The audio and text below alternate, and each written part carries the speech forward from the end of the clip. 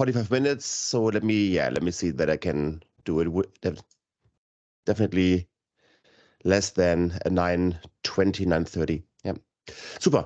Thank you much for joining the session. I'm very, very happy to be here with you in this wonderful conference. Unfortunately, I cannot be in India because I'm living here in Germany. It's very cold outside, but yeah, thanks God it's a weekend and I'm very happy to be with you. But the good thing about this temperature is that I can have a very nice story about winter and how to make your M65 Tenant winterproof.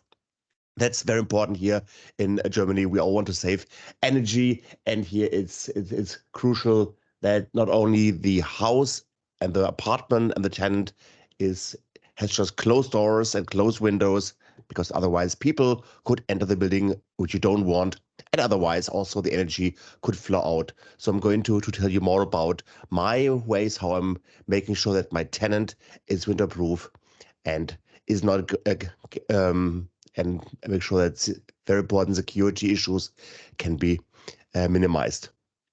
A short slide about my life. I'm a Microsoft MVP now since 6 years, living in Germany.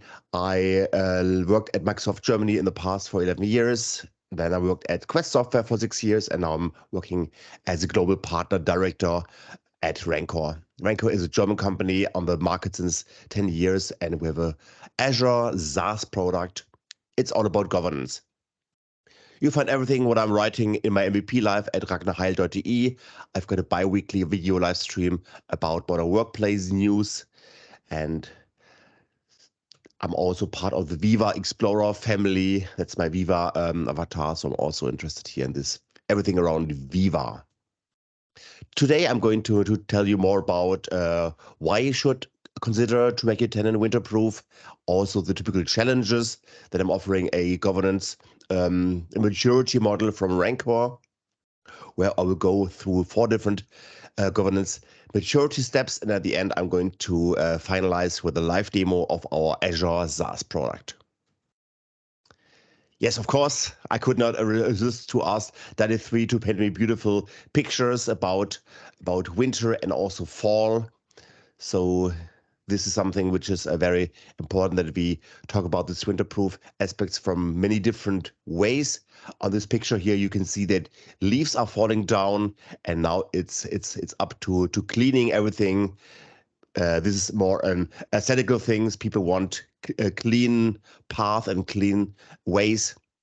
But also, I'm going to talk about my presentation about closing doors, closing windows, and not only cleaning things to make everything beautiful.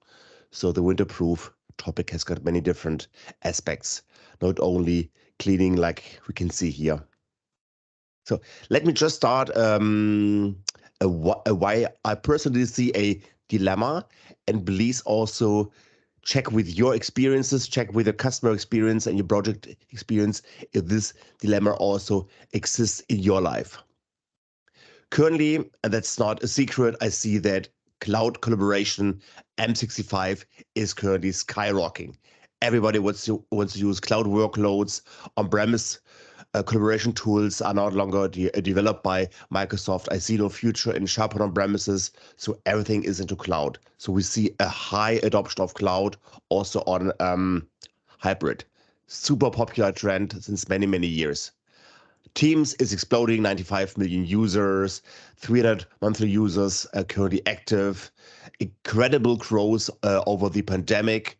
So Teams is it's just exploding, and it's the most fastest growing app Microsoft has ever created in their, I think, 40 years. What we can also see is that we have a dilemma that we see also negative sides of collaboration. Usually we love to talk only about the positive sides, but there are also negative sides. Usually it's sometimes people are overwhelmed by the amount of workloads. They're overwhelmed. Another Teams app, which I don't know, another Viva suite, we have no idea what it brings to me. So users are not always so happy about all the new updates, what Microsoft is offering. We as techie, we love these updates. I'm always using better versions. I always wanted to have the first one, and I cannot wait to get my hands into Copilot, but a lot of users don't want it. And then also there is a high cost in service adoption. The support costs are increasing because users are not trained with these new topics. Lack of clear guidelines, lack of governance, and also then users have the disadvantage, that's normal human behavior, that they always want to create new things. Users asking to create new SharePoint sites, they want to have new teams, always as a self-service. They want to always start sharing with externals. They always want to start sharing with internals, and this is going to create also a lot of entrance costs. But the biggest disadvantage is that the whole life cycle, and this is here a cycle, the whole life cycle is actually broken. Users always want to create things, new SharePoint sites, new sharings of files, new teams, but they never care about deletion, archiving, or stopping sharing. Is this something you agree? Then please use your team's emotions and tell if this is your daily experience, that you see that the end users are always want to start things, but they never care about ending the life cycle and cleaning up deletion and archiving. So that's something what we usually see. But there are also a lot of advantages when IT is getting wants to have the control. IT usually wants to have the control. Then it's a very streamlined decision-making process that can mitigate risk, improve security, mitigate errors. They are responsible. IT is responsible, and when they are responsible, they can control it, and staying compliant is also easier. So a lot of benefits on the IT side. On the other hand, many downsides when IT wants to control everything. It feels like micromanagement. It feels like that the users think, okay, IT doesn't allow me, that I'm going back into shadow IT. IT prevents external sharing, and that means I'm going to use Dropbox, Box, Google Drive, WhatsApp for external sharing. RI is not realized quickly.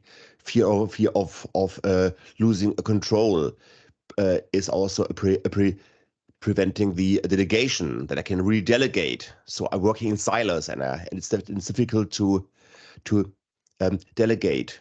When I want to communicate with externals, I still have to add attachments to my emails, and my communication best practices is definitely disrupted. So many downsides. And what we would like to achieve here, and that's my main goal of the session, is to finally bring peace and balance into the conflict that the end users always want more. The end users always want more freedom, more tools. They want to start new SharePoint sites, new Power Apps, new Power Automate flows. But IT wants to control it. And to get into the state of peace and balance, you need to strike the perfect balance by implementing a governance strategy, and to be flexible enough to control it, and then also giving going into an adoption plan, working a lot with change management, and also empowering and train the users that they're able to do it, and also foster a culture of always learning, always improving, and failing is allowed, but we also want to learn from the failures. That means that we're caring now about the topic called governance. That's what our Ranko tool is all about. And governance can be defined as the act or process of governing or overseeing control and direction of something. Typical governance questions can be: a team should have minimum 2 owners, and we always and IT always controls which apps can be used in a certain team. Marketing has different apps like HR or sales. There should be naming conventions so the teams are easy to find. Access and permissions should be controlled and reviewed in a monthly access review on Entra ID. That's very important. And also the policy should be highly configured, because the modern workplace tools are so much changing that we always have to change the policies and review them. That means that on the other hand, we have developed a special Ranko Cloud governance maturity level. And here, for me, it's important to emphasize it's not about good and bad. We're not talking about black and white. We're just talking about different levels of maturity stages. The first stages are very manual, and the last stage is very automized. So it's all about moving from manual actions into automations. That's the story. First maturity level is very manual. We just work on admin centers. We extract data, we extract configurations from admin centers. And yeah, I'm not going to blame admin centers. I'm spending every day in admin centers, but we have far too many admin centers. If somebody knows how many admin centers we have, please tell me in the chat. I think we have like 10, 15, 18 different admin centers, which means manual discovery, static reports, no visualizations. We also need PowerShell script, maybe also CLI scripts to export data. It's time consuming, and you would need to go through each different admin center to see if there is a wrong configuration or a violation in governance. Next level would be a little bit better. You would use PowerShell, extract information in PowerShell, and then edit it and visualize it in Excel. That sounds better, but then you also need to maintain it. It doesn't scale. It's difficult. You need highly skilled people, and there are also no actions. So it's pure reporting. It's nice. We all like Excel, but yeah, automations and actions are not possible here. Next maturity level, use Power Automate and Logic App. This is finally where you can add automations. It's great about automations. We love it, but the APIs are changing quickly. It's difficult to maintain, especially when the Power Automate and Logic App people are leaving the company or moving to a different department. Then all the skills just left the building. Sometimes you also need premium licenses, and it's challenging because it's complex. Also complex would be to work with Entra ID group policy expiration. Yes, it works great on groups, it works great, but it does not work. But the expirations don't work on files, they don't work on sharings, they don't work on licenses, and you also need an Entra ID premium and not only P1. And some automations like deletion and archiving are not possible. So finally, what we see here is a broken governance approach. We see that we have a lack of insights, a lack of and many different admin center data silos. We see that IT is rather reactive than proactive. We see that there are manual tasks and less automations. We see that the processes must be created and must be adapted to each Microsoft service. So it is difficult, it is challenging. And what I would like to show you here is our approach with our Azure tool called Record Governance, where you can see all the reports, all the dashboards for each single workload, like M365, Entra ID, Exchange, OneDrive, Teams, SharePoint, Viva Engage, Power Automate, Power Apps in one single dashboard, one single pane of glass. You can export it, you can automate all the reports, you can also do a provisioning of Teams and SharePoint, and you can also get directly informed when there is a violation and a security issue currently happening. So let's go directly here into the demo. That is my environment. The environment starts here usually with my dashboard. That's happening when I'm starting here. And one of the things what I can immediately do is when talking about Winter-Proof Your Tenant is to declutter. And declutter can be something like there are leaves on the pathway, leaves on the floor, which I want to clean up. Or it can also be, for example, that we have trees and I need to cut the trees and the branches because next year I want to have beautiful fruits, and to have a nice harvest and nice fruits, I have to cut my trees in fall and winter.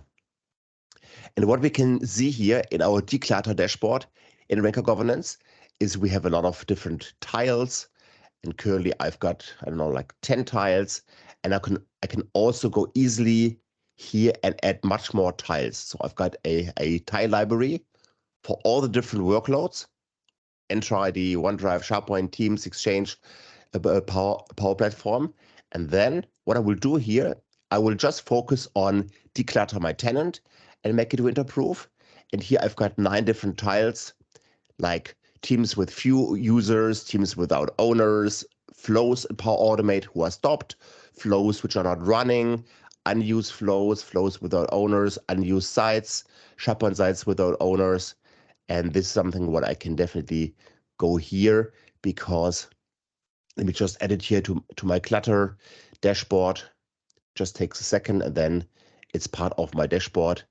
And here you just want to make sure that Power Automate flows which are not running, you need to do an action.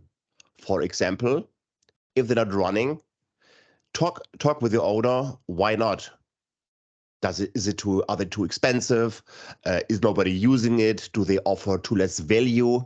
But there must be a reason why these flows are not running. And you can also see here trends, and you can also change the time zone, the level. But you need to find out, should I go and delete this flow when it's not running, or should I just create a training, a readiness plan why it's not running? But it's all about getting these flows back into running. The same here with teams. If the teams have no owner, you can also do a concrete action. And for example, when the teams have no owner, you can go directly here to this policy and see the amount of teams. Currently, everything looks fine here. And what you can do immediately, you can create an automation. And when a team has no owner, you can immediately go here and assign an owner to this team. So first, you can inform people by email that there is no owner of this team, or no owner of SharePoint. Maybe there's no owner in Viva Engage. Or you can also send a Teams message. Listen, this sounds like a very important team. Here we can also see that there are externals inside, but there is no owner, because there was just a layoff, and now the team is ownerless. Externals are just working there, and this is maybe a security risk. Externals are working, externals are sharing, externals maybe have now a lot of rights and permissions, but there is no owner. So this is definitely a risk. And what you can do is to just add a user, add an owner to this team. So this would be here our automation. And then we just choose the team, which is currently ownerless. So let's say the payroll HR is ownerless. And then we just pick a user and we say, let's look at the user list. And by the way, Adele just started in HR, and she's going to be the new owner of this ownerless team. And then immediately, anytime when a new team is ownerless, she's going to be added, because she has to be part of every single team. So that would be a combination of a dashboard. Then you see a report, and then finally you can do an automation. So let's go back for 1 second to our dashboard, unused teams, unused sites, and you can also see here immediately a score. So my declutter tenant score is around 65, which is okay, but not perfect. But you can go directly here and see what is currently going wrong, because you can see that there are 38 violations in my tenant. It's currently getting better. So I've got a negative trend. It's getting better. And you can go here and see all the violations. And one of the major violations are currently too many unused SharePoint sites. And then you see all the SharePoint sites which are unused. And maybe you have the question, what is the definition of unused? I have no idea what unused means. And then you go into the policy and say, oh, unused is used more than 90 days. We say, okay, but in our company, unused means actually more than 6 months. Then you change it immediately and just save it, and then it would be saved. And now we can see that the data is currently gathered, and you can find unused sites. Again, you can add an automation, and for unused SharePoint sites, you can directly go and delete the SharePoint site. But you can also, and that's my recommendation here, I would recommend to start with a proper, nice change management approach. And first, send an email. Send an email to the owner of the SharePoint site. Dear Mr. Owner, dear Mrs. Owner, currently your SharePoint site is not used since more than 90 days or 6 months. Please consider to activate this group. Otherwise, you can delete it. Here's, by the way, a nice training video, a nice documentation, how to delete SharePoint sites or how to archive SharePoint sites. And then you just train people, inform them, and send an alert. If you think that the owner does not care about it and the owner does not listen, you can also send the whole message to the whole Teams channel, and then everybody in this Teams channel who is attached to SharePoint will get this information. But there's a high risk that people would ignore it. They ignore emails, they ignore team messages, they ignore all your educational efforts in sending them training videos. What you do is then, at the last escalation step, you just remove this SharePoint site. You just go here and delete the SharePoint site, and then it will be gone. You can also archive it, or if there would be a kind of violation with sharing, then you would also go here and remove document sharing. That's very important. If something went wrong, you can also go here and restore the SharePoint site or restore team. That's also possible. But it's all about getting back into the control of the life cycle, because currently the life cycle is broken because people, users, always want to create new things. They want to create new SharePoints. They want to create new teams, new Power Automate flows, new Power Apps, new Viva Engage communities. But they don't care about archiving and deleting when the project is over, when it's inactive. And we found researchers, and the researchers simply tell that people don't want to be invited into 50 teams. They don't want to be invited into 100 teams.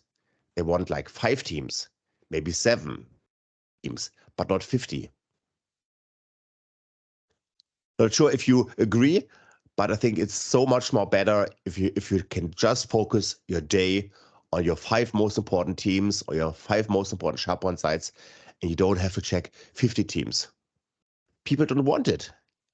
But what we want is that people like the modern workplace. We want that people like SharePoint teams, that they use it. And to get the high adoption, we need to make sure that we are going to reduce the amount of SharePoint sites and reduce the amount of teams. Do you have any questions so far regarding this idea of fixing a broken lifecycle by using automation tools to delete, to archive, and to also cut external sharings? Are there any questions so far?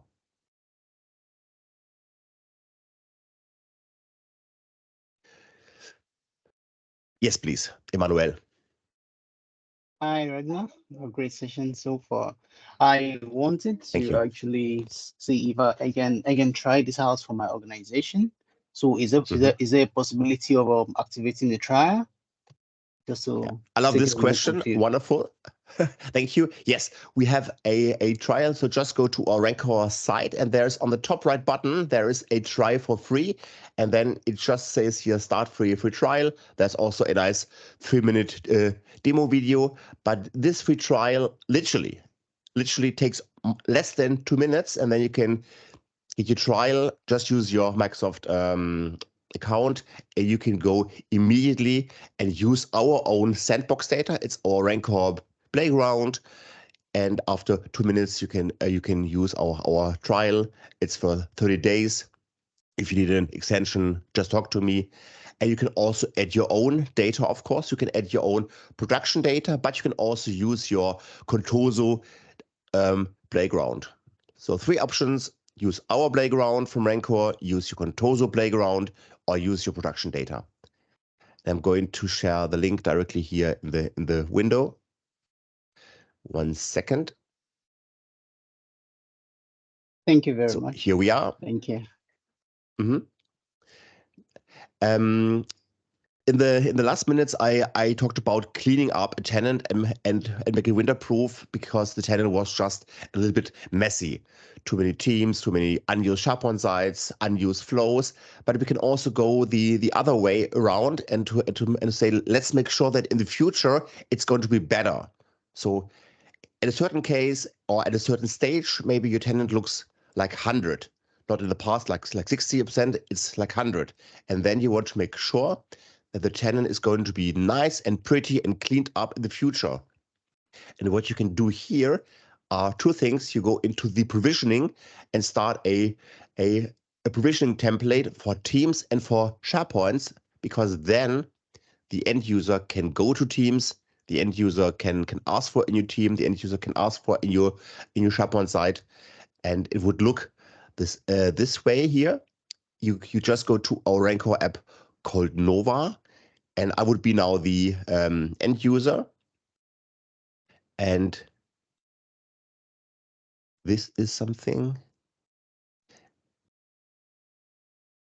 And here are the requests for the certain sites. And here I can have the approvals, and that's the way where I can go and ask for a new workspace. And a workspace can be a SharePoint site and can be also Teams. And I will show you in the backend how these templates are configured, because then the end user can say, listen, I would like to ask for a new team, for a new SharePoint site. And then they have the choice between a marketing template, a sales template, HR template, finance, whatever, R&D, product. So I'm going to show you how to create this template. And let's start here with a Microsoft Teams. It looks very, very similar for SharePoint. And I want now a happy season company party event. So description, and then you can say, okay, everybody can see this template. Then you can also add a icon, and you go here now finally into the provisioning settings, and this should go now. Okay, I think here I need to do a short refresh.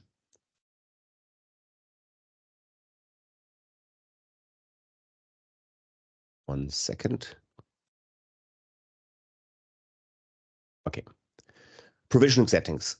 It looks the same for SharePoint sites and for Teams. You first go into the visibility, like a public team, like a private team, and then when you listened to Twitter session around PureView, then you know the value of PureView. Here, this is going to be an event team, so it can be flagged under marketing because it's not a top secret. And the owner is always here, Teresa. She's the owner of all event teams. And I also want to have myself here, and Adele should be here. So you can immediately always add users. So this is important. Add members, add owners. The labels also can be changed later or not, as you define it. Then the typical governance things like minimum owners, and then prefix, like event, suffix like 2023, and then you say, listen, an event team needs always special channels like announcements. They always need like planning and resources. So you just define the default channels, and then the app. An event team always needs different apps than a sales team. So here, just go here and just pick your favorite app. What you need, and then just go here. Yeah. Oops. Once again, YouTube. Okay. Then the settings, the permissions for members, the permissions for guests, That's something what you can define. And then one of the biggest values is you can use a PNP template, and that's very important for SharePoint, because if you don't work with PNP templates, you would get just a normal default modern SharePoint site or modern communication site. But if you would go here into the PNP templates, then you can have a very, very fancy template, maybe taken from the lookbook gallery or from somewhere else.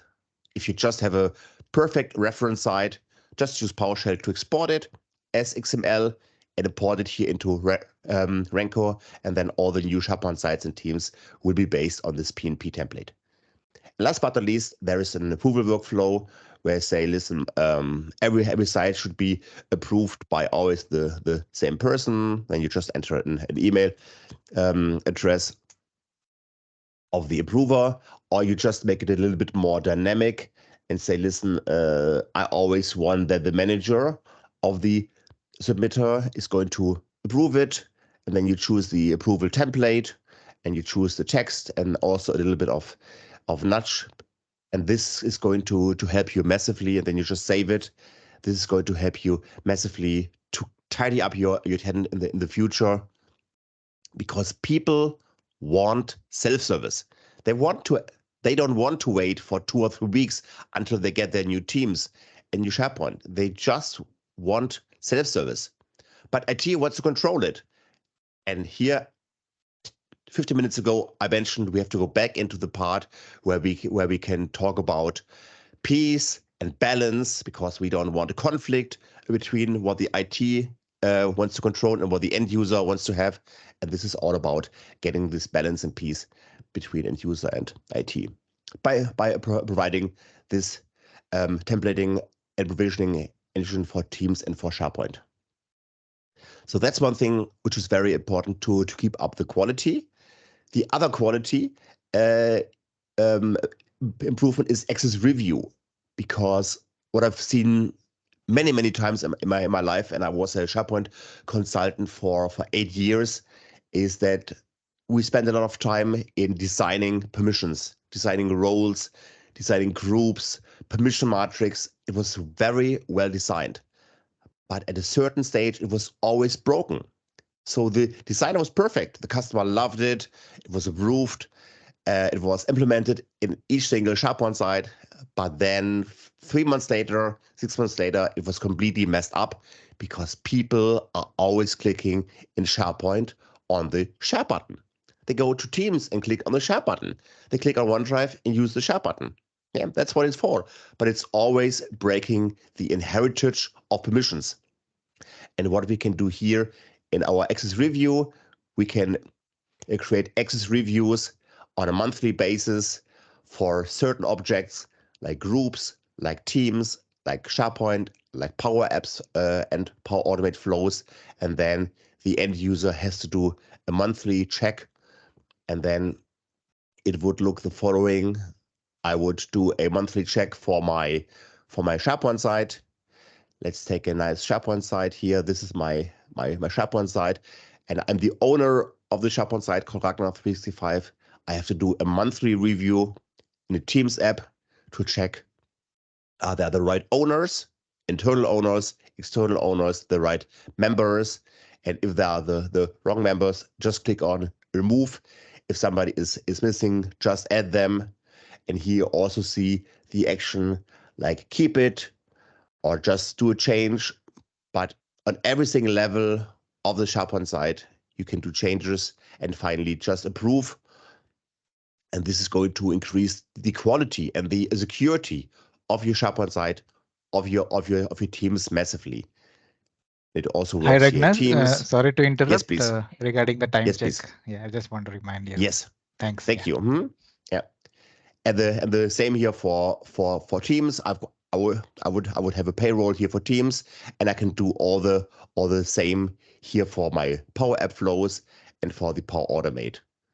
So the same kind of idea. You just start the review of your Power Apps and of your Power Apps, and this is going to increase the quality massively.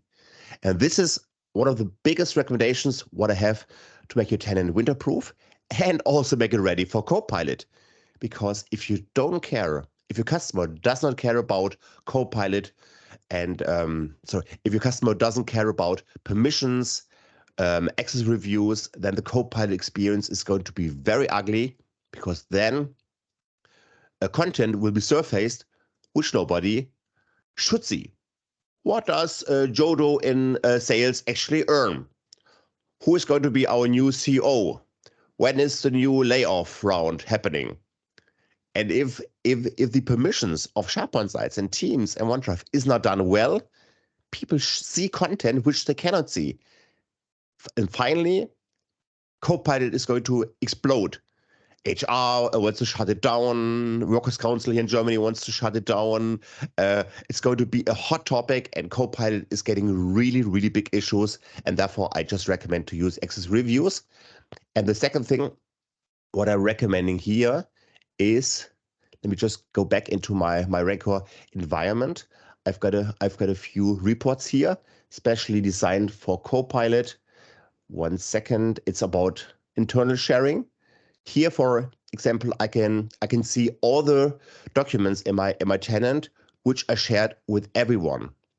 So what I just did in my tenant is I went to my payroll HR group, payroll teams.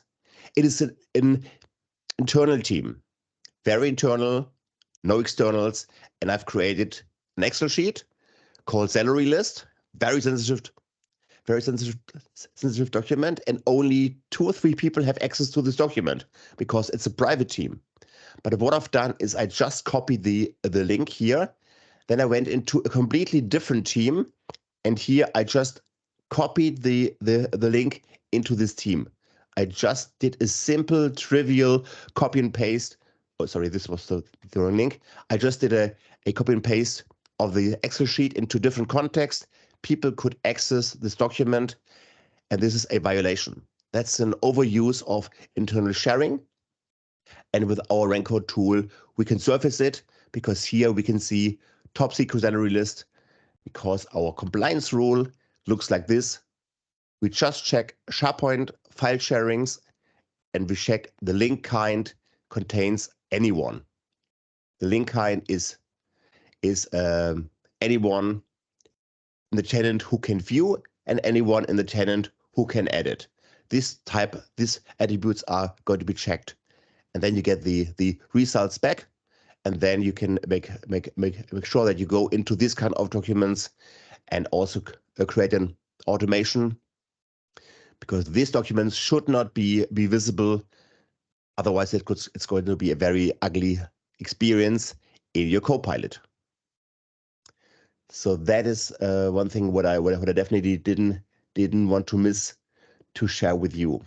So just use the tool to check anyone in the tenant who can view and anyone in the tenant who can see. Another and last check would be also on the SharePoint level. You can also check for SharePoint file sharings if they're shared anonymously. And then you just click here on preview, and you would see every kind of SharePoint file sharing which is done anonymously. And then you can do an automation, and finally you can just remove document sharing. And this is going to make it winter-proof and more secure. Yes, that's my Copilot story, and I'm very happy to follow up the conversation. You can easily find me on LinkedIn, X, many platforms, and just get your trial here for Rancor governance. And if you want to more about our Copilot story, we also have a webinar recorded, and the webinar is, I'm going to share it with you in 1 second. Our Copilot webinar is here. That's something what you can watch on demand. That's our Copilot story again. Thanks so much for your time. I really love to be part of your conference. Have a wonderful rest of your weekend. And please don't hesitate to contact me anytime. I'm going to add my email address another time into the